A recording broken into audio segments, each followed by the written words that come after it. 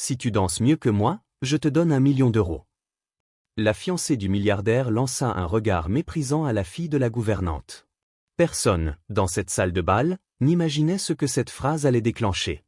Le domaine des Fontaines s'étendait sur près de 2 hectares, à la lisière de la ville, derrière de hautes grilles noires que les jardiniers astiquaient chaque semaine. On y accédait par une allée bordée de tilleuls, et la bâtisse elle-même, un manoir de pierre blanche datant du siècle dernier, dominait la colline comme pour rappeler à chaque visiteur la fortune de son propriétaire. Michel Fontaine avait hérité de cette fortune, mais il l'avait aussi doublée en une décennie, à la tête d'un groupe d'investissement que tout Paris lui enviait. On le disait juste, discret, parfois trop absorbé par son travail pour remarquer ce qui se passait sous son propre toit. Ce soir-là, justement, il ne remarquait presque rien, ni les fleurs fraîchement coupées, ni les lustres qu'on avait fait nettoyer un à un, ni même la petite fille qui, dans la cuisine, tressait ses lacets en cachette. Toute son attention allait à Vanessa Lambert, sa fiancée. Vanessa était de ces femmes qu'on remarque avant même qu'elle n'ouvre la bouche, robe fourreau, talons vertigineux, un rire clair qu'elle savait faire retentir au bon moment. Elle avait grandi dans un tout autre milieu que Michel, plus modeste, disait-on, mais elle avait appris vite, très vite, les codes du monde qu'elle voulait désormais habiter. Trop vite, peut-être. Car ce qu'elle avait gagné en assurance, elle l'avait parfois perdu en gentillesse. Ce soir, une réception réunissait 200 invités pour célébrer leurs fiançailles officielles. Traiteurs, orchestre, photographes, rien n'avait été laissé au hasard. Dans les sous-sols du manoir, loin des flashs et du champagne, Claire Bonneau enfilait son tablier de service. Elle travaillait chez les Fontaines depuis près de 7 ans, d'abord comme aide-ménagère, puis comme gouvernante attitrée de la maison. On la disait discrète, méticuleuse, toujours à l'heure, pourtant, personne ne savait grand-chose de sa vie avant le manoir. Claire avait été danseuse. Une vraie danseuse, formée dès l'enfance, qui avait un temps rêvé de monter sur les plus grandes scènes du pays. Puis la vie, un accident, des dettes, un mari parti trop tôt, avait tout emporté, sauf une chose, sa fille, Lina, 7 ans, les yeux vifs et les pieds qui ne tenaient jamais en place.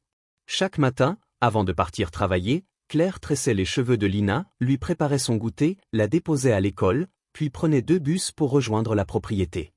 Le soir, une fois rentrée dans leur petit appartement, elle lui apprenait discrètement, sans argent pour de vraies leçons, tout ce qu'elle savait encore de la danse. Dans la cuisine, entre l'évier et la table, Lina apprenait les mêmes pas que sa mère avait exécutés, autrefois, sous les projecteurs. Ce soir-là, exceptionnellement, Claire avait dû emmener sa fille au manoir, la babysitter avait annulé au dernier moment, et il n'y avait personne d'autre pour garder Lina. « Tu restes bien sage dans la cuisine », murmura-t-elle en lui nouant son ruban dans les cheveux. « Pas un bruit, promis ?» Lina hocha la tête avec le sérieux qu'ont parfois les enfants quand ils veulent prouver qu'on peut leur faire confiance. Mais les promesses des enfants de 7 ans ont leurs limites. Et lorsque l'orchestre, à l'étage, entama les premières mesures d'un morceau que Lina connaissait par cœur, celui que sa mère fredonnait le plus souvent, ses pieds, sous la table de la cuisine, se mirent à bouger tout seuls. Lina se glissa jusqu'à l'entrebâillement de la porte de service. De là, elle apercevait un fragment de la salle de bal, le sol de marbre clair, les robes qui tournoyaient, les lumières qui se reflétaient dans les coupes. Elle n'avait pas l'intention d'y entrer. Elle voulait juste regarder. Mais la musique l'attirait comme un fil invisible. Pas à pas, elle s'avança jusqu'au bord de la piste, puis un peu plus loin encore, sans vraiment s'en rendre compte, en se balançant doucement au rythme des violons. Elle ne savait pas que 200 invités pouvaient, à tout instant, tourner la tête vers elle. Elle savait seulement que cette mélodie lui rappelait les soirs dans la cuisine, la voix de sa mère, la chaleur de leur petit appartement. Ce fut Vanessa qui la remarqua la première. Elle se retourna, surprise de voir une enfant se dandiner ainsi près de la piste, puis éclata d'un rire sonore qui coupa net les conversations alentour. « Regardez ça », lança-t-elle à la cantonade, en pointant Lina du doigt. La fille de la bonne se prend pour une danseuse. Un rire nerveux parcourut la salle, de ceux qu'on pousse par gêne plus que par méchanceté. Certains invités détournèrent le regard, mal à l'aise. D'autres, au contraire, sortirent leur téléphone. En cuisine, Claire entendit le rire de Vanessa résonner jusqu'à elle. Elle comprit immédiatement. Le cœur battant, elle traversa le couloir de service en courant presque, et arriva sur la piste juste à temps pour attraper la main de sa fille. « Je suis désolée », murmura-t-elle, le visage blême. Elle ne recommencera plus. Mais Vanessa n'avait pas terminé. Elle aimait qu'on se souvienne d'elle, et elle sentait que cette soirée pouvait devenir sa soirée à elle, celle dont on parlerait encore des mois plus tard. Elle rejeta ses cheveux en arrière, sourit au téléphone qui filmait déjà, et prononça la phrase qui allait la poursuivre toute sa vie. « Si tu danses mieux que moi, ma chérie, je te donne 1 million d'euros. » Un murmure amusé parcourut l'assemblée. Michel, un peu à l'écart, fronça les sourcils mais ne dit rien. Il ne comprenait pas encore à quel point cette phrase, lancée à la légère, allait tout changer. Claire tira doucement la main de sa fille. « On rentre en cuisine » souffla-t-elle. Mais Lina, pour la première fois de la soirée, ne bougea pas. Elle regarda sa mère. Puis elle regarda la piste vide, éclairée par le grand lustre. Et, sans un mot, elle s'avança. Des murmures parcoururent la foule. Plusieurs invités levèrent leur téléphone. Vanessa croisa les bras, un sourire narquois aux lèvres, persuadée que la situation n'allait faire qu'humilier davantage cet enfant qu'elle jugeait déjà ridicule. Michel s'approcha du bord de la piste, hésitant. Il ne savait pas s'il devait intervenir, arrêter la musique, présenter des excuses à la place de sa fiancée. Mais quelque chose, dans le regard déterminé de la petite fille, le retint. Il jeta un coup d'œil à l'orchestre, qui attendait un signal. Il hocha la tête. La musique reprit. Lina ferma les yeux un instant, exactement comme sa mère le faisait toujours avant de danser dans leur cuisine.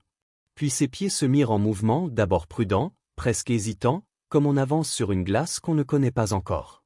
Claire porta la main à sa bouche. C'était elle qui avait enseigné ses pas à sa fille, patiemment, soir après soir, sans jamais imaginer qu'un jour quelqu'un d'autre qu'elle les verrait. Ce qui se passa ensuite, personne dans la salle ne l'oublierait. Le sourire moqueur de Vanessa commença à s'effacer. Ce que faisait cet enfant n'avait plus rien d'un jeu maladroit. Les bras se déployaient avec une grâce précise, les pieds suivaient la musique avec une justesse presque irréelle pour une fillette de 7 ans. Près de l'escalier, une invitée âgée laissa échapper un murmure qui fit taire les personnes autour d'elle. Cette femme s'appelait Diane Marchand, ancienne professeure de ballet, qui avait formé des générations de danseurs pendant 40 ans avant de prendre sa retraite. Elle n'eut besoin que de quelques secondes pour comprendre ce qu'elle voyait. « Ce n'est pas une enfant qui joue, dit-elle, assez fort pour que ceux qui l'entouraient l'entendent. C'est un véritable entraînement. On lui a appris avec beaucoup de sérieux. » Les joues de Claire s'empourprèrent. Elle qui avait rêvé, autrefois, de monter sur scène, elle qui s'entraînait encore seule, tard le soir, dans sa cuisine, après que Lina se soit endormie, elle qui avait transmis, sans bruit et sans témoin, tout ce qu'elle savait encore de son ancienne vie. Le sourire de Vanessa disparut complètement. Autour d'elle, plus personne ne riait. Les invités regardaient, stupéfaits, cette petite silhouette tournoyer avec une élégance que peu d'adultes auraient pu égaler. Michel s'avança à son tour, le regard fixé sur Claire. « C'est vous qui lui avez appris ça ?» demanda-t-il doucement. Claire hocha la tête, incapable de prononcer un mot. Pour la première fois de la soirée, ce fut au tour de Vanessa de sentir la peur monter en elle, non pas la peur de perdre de l'argent, mais celle de perdre, d'un seul coup, le respect de 200 personnes qui l'observaient encore. La chanson s'acheva.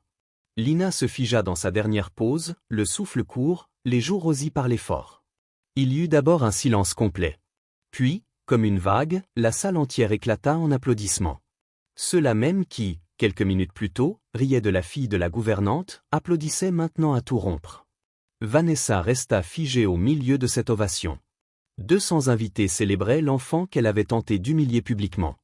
Et elle avait fait une promesse devant tous ses témoins, une promesse qu'on n'attendait plus qu'elle tienne.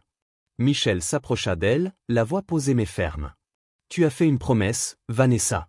Devant tout le monde. » Le visage de Vanessa pâlit. Elle qui n'avait jamais eu de compte à rendre à personne sentit, pour la première fois depuis longtemps, le poids du regard des autres. Elle observa Lina, puis Claire, puis la foule qui attendait, silencieuse. Personne ne bougea pendant un long moment. Puis Vanessa fit quelque chose que personne n'attendait.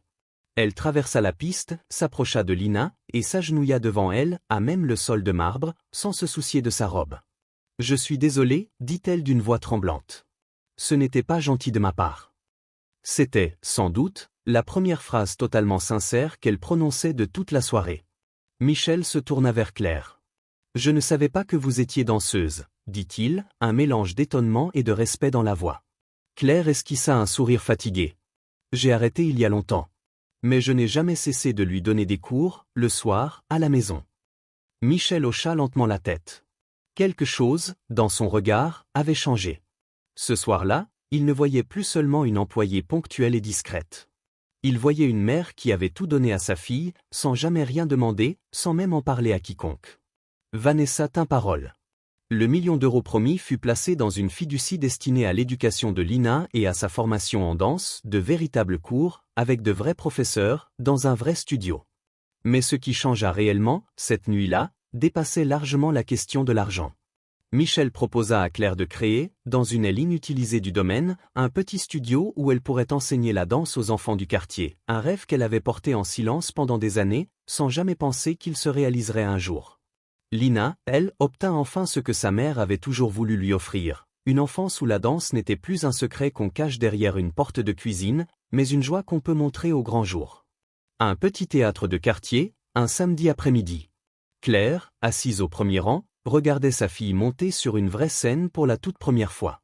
Les lumières, le rideau rouge, les applaudissements du public, rien de tout cela n'existait plus seulement dans les souvenirs de Claire. Elle le vivait, cette fois, à travers les yeux de Lina. Lina n'avait plus besoin de se cacher derrière une porte entrebâillée. Elle se tenait debout, fièrement, enfin reconnue pour ce qu'elle savait faire depuis toujours.